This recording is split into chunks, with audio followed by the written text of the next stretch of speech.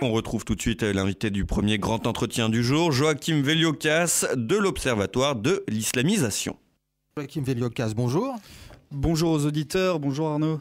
Alors dites-moi, le 4 mars prochain, donc à Béziers, aura lieu un événement particulier dont vous êtes partenaire et surtout l'Observatoire de l'islamisation est partenaire, à savoir donc une journée qui aura pour terme comment désislamiser la France. Tout à fait. Désislamiser l'Europe, c'est le titre de cet événement. C'est une journée où vont se succéder nombre de conférenciers, des intervenants de qualité qui vont traiter de ce sujet grave. On parle de désislamisation parce qu'il y a islamisation. Et le Midi Libre a parlé de l'événement en disant qu'il y avait une prétendue islamisation. En gros, ça serait un fantasme. Alors, j'aimerais ici clarifier ce qu'on entend par islamisation. C'est de l'ordre de plusieurs thèmes, parce que l'islam étant aussi social, politique et juridique, il recouvre tout un ensemble de domaines. Et on le voit déjà en France. Par exemple, l'islamisation au niveau vestimentaire, c'est ce qui saute le plus aux yeux. Alors, désislamiser, il ne s'agirait pas d'arracher le voile de tout le monde, mais la burqa, le niqab sont encore portés en France. Voilà, donc l'islamisation au niveau vestimentaire. Au niveau architectural, il y a de plus en plus de minarets, et même dans des villes qui sont classées quand même au Monument de France, dans des parcs naturels protégés. Je pense à Poitiers. Quand on arrive à Poitiers en train, on voit un grand minaret, c'est pas normal. Dans le parc naturel du Perche, à Nogent-le-Rotrou, il y a un minaret. Dans le parc naturel du Vexin, on voit un minaret à Cergy, etc. Donc ça, c'est l'aspect architectural. Ensuite, il y a l'islamisation alimentaire. Et là, c'est évidemment le halal, qui ne concerne pas que les musulmans, parce que la liberté dans notre pays n'interdirait pas évidemment aux musulmans de manger halal, mais le problème, c'est que dans la filière halal, eh bien, la plupart de l'abattage des bovins, des ovins, presque majoritairement, pour les ovins, c'est déjà majoritaire. Là, je cite je vais être rapide, je prends un exemple très concret. Il y a eu un rapport du Conseil général de l'alimentation, de l'agriculture et des espaces ruraux en 2012.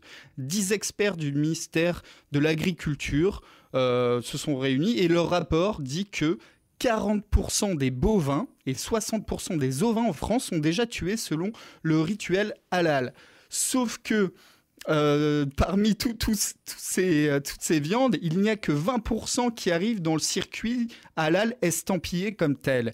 Et tout le reste va se déverser dans le marché conventionnel sans être étiqueté. Alors là, il y a un double problème. Bon, déjà, on trompe le consommateur. L'étiquetage a été refusé par l'UMP, malgré que Nicolas Dhuicq, ce député, avait voulu mettre l'étiquetage, mais le groupe UMP n'avait pas osé faire cette mesure qui était pourtant naturelle.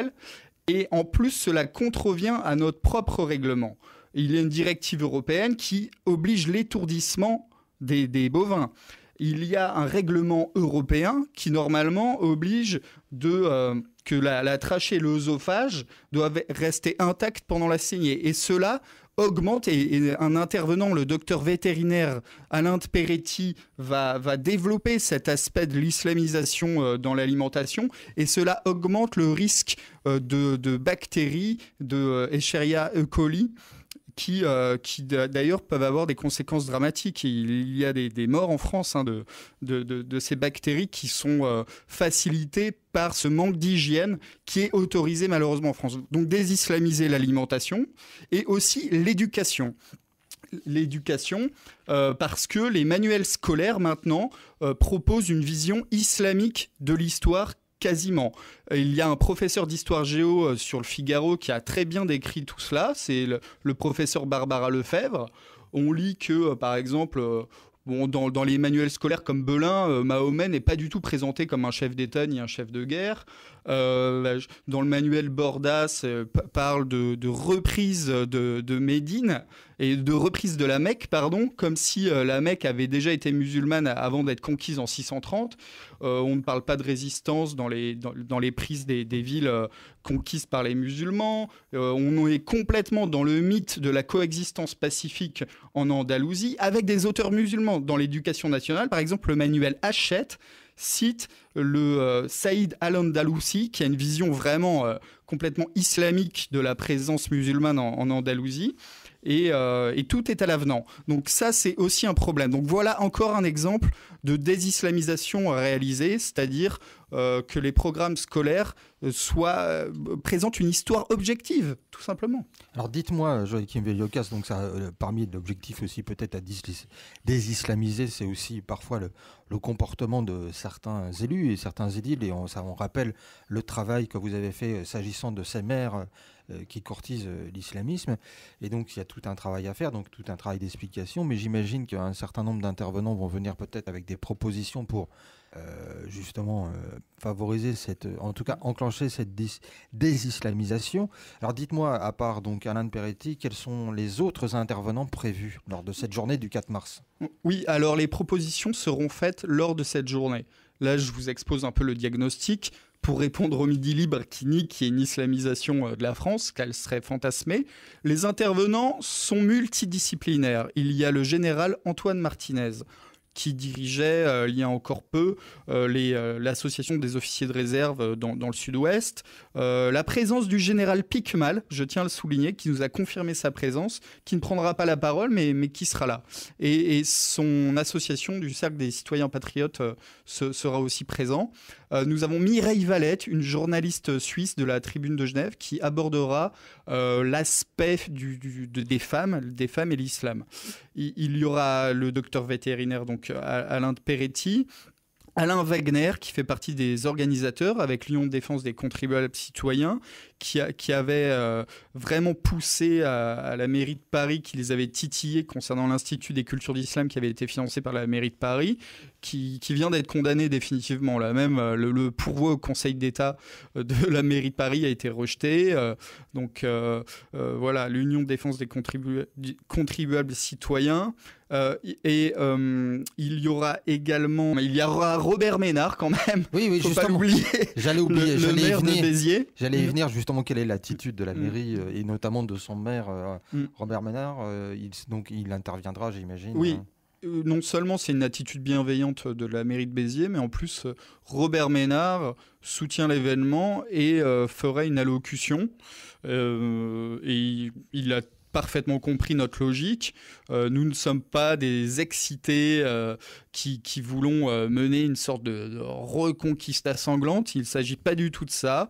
Nous avons la tête froide et nous allons faire des propositions faisables, très concrètes, et avec un exposé vraiment scientifique de l'état des lieux de l'islamisation. Et pour cela, il y aura aussi Odon Lafontaine, qui a fait un livre qui rencontre un certain succès, Le grand succès de l'islam, présentant les origines historiques de l'islamisation. Je crois qu'il y aura Il y aura également Jean-Yves Le Gallou, je crois. Et il y aura Jean-Yves Le Gallou de la Fondation Polémia pour l'aspect plus politique, avec d'ailleurs le président du Ciel, Karim Mouchik, qui nous fait l'honneur d'être là et qui aussi abordera la désislamisation au niveau politique avec des mesures concrètes.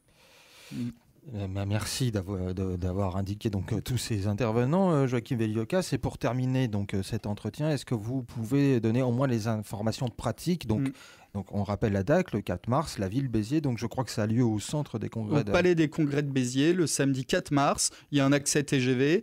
Donc ça commence tôt, à 9h du matin, et ça finit comme ça à 16h30. Ça permet aux gens de reprendre le TGV pour repartir sur Paris. C'est à peine à 4 heures TGV de Paris. Et on peut s'inscrire sur désislamisation.eu. Donc www.désislamisation.eu, et sur l'Observatoire de l'islamisation aussi vous retrouvez toutes les infos. C'est 20 € et ça comprend le déjeuner. Il y a un traiteur qui vient et restauration sur place, et il y aura aussi toutes les associations amies, Vigilance Halal de Alain de Peretti. Vous pourrez aussi échanger avec moi de l'Observatoire de l'islamisation.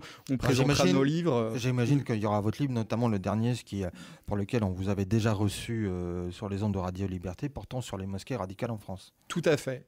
Mosquée radicale et les précédents livres sur les frères musulmans dans le texte, Ces mères qui courtisent l'islamisme, qui est toujours réédité. Et qui, je crois, est de plus en plus d'actualité, puisqu'on tient à souligner, on parle notamment des différents candidats, et je crois que vous aviez fait dernièrement une enquête sur justement les partisans de François Fillon qui avaient pour le moins une attitude trouble quant à l'islamisme.